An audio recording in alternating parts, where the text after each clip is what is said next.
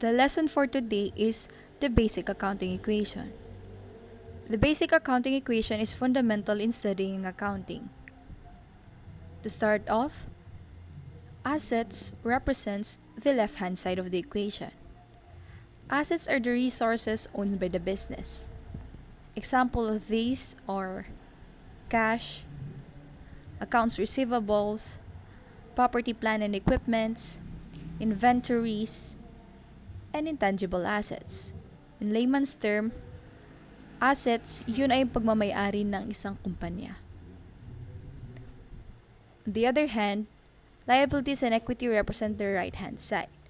These are the claims of different parties to the company's assets. Liabilities are obligations of the business. These are the claim of entities' creditors. In layman's term, liabilities, ito yung mga utang ng business. Example of these are loans payable, accounts payable, notes payable, and many more. Equity is the residual interest of the owners in the business. Meaning, asset less liabilities form part of the equity. After satisfying the entity's creditors, what is left belong to the equity. Component of the equity are capital and net income. Always remember this basic accounting equation.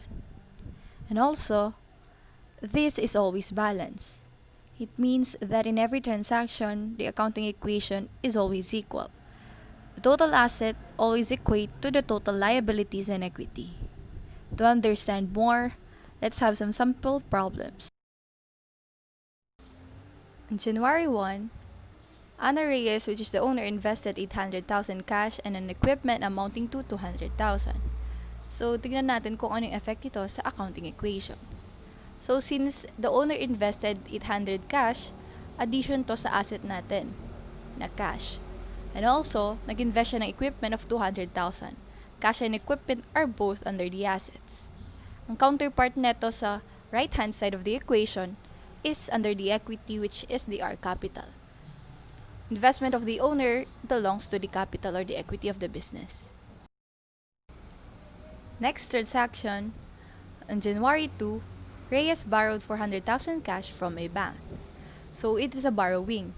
400,000 is addition to the cash kasi nangutang ka. Ang counterpart nito sa kabila ay magkakaroon ka ng liabilities. Since borrowing ay utang, magkakaroon ka ng loans payable totaling to 400,000. Next transaction on January 5, the owner bought furnitures and paid 50,000. The 50,000 represent cash payment. So, yung cash natin ay magdi-decrease ng 50,000. Parenthesis represents decrease in accounting. Ang counterpart neto ay magkakaroon ka ng additional asset, which is furniture. Next transaction is on January 20. An equipment was purchased on account from Sky Castle for 150,000. So what does on account means? It is a liability. Ibig sabihin, bumili ka, tapos utang yung binili mo. So since you purchase an equipment, it's addition to equipment. However, since nangutang ka, may obligation ka na bayaran yung utang mo under the accounts payable. Next transaction on January 24, the account due to Sky Castle was paid in cash.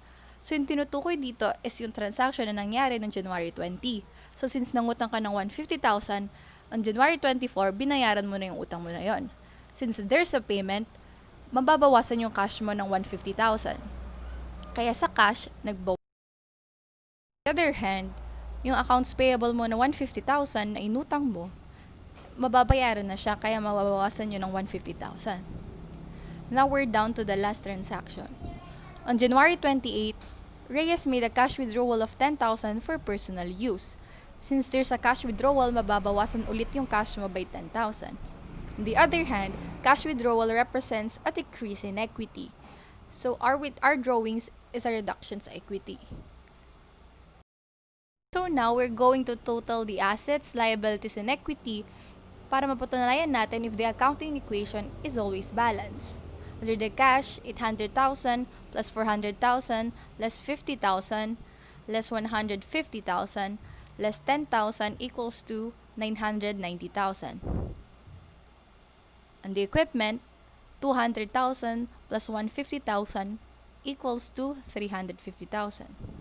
Furniture, nag-iisa lang, kaya 50,000. Liabilities, may 400,000 ka pa, kaya yan lang yan. Accounts payable mo is 0 na kasi nga nabayaran na. Ang capital mo is still 1 million, however, it is reduced by the drawings of 10,000. Now let's add the total asset. 990,000 plus 350,000 plus 50,000 equals to 1,390,000 total assets. On the other hand, 400,000 plus 1 million less 10,000 also equates to 1,390,000. So kahit anong mangyari, the accounting equation is always balanced.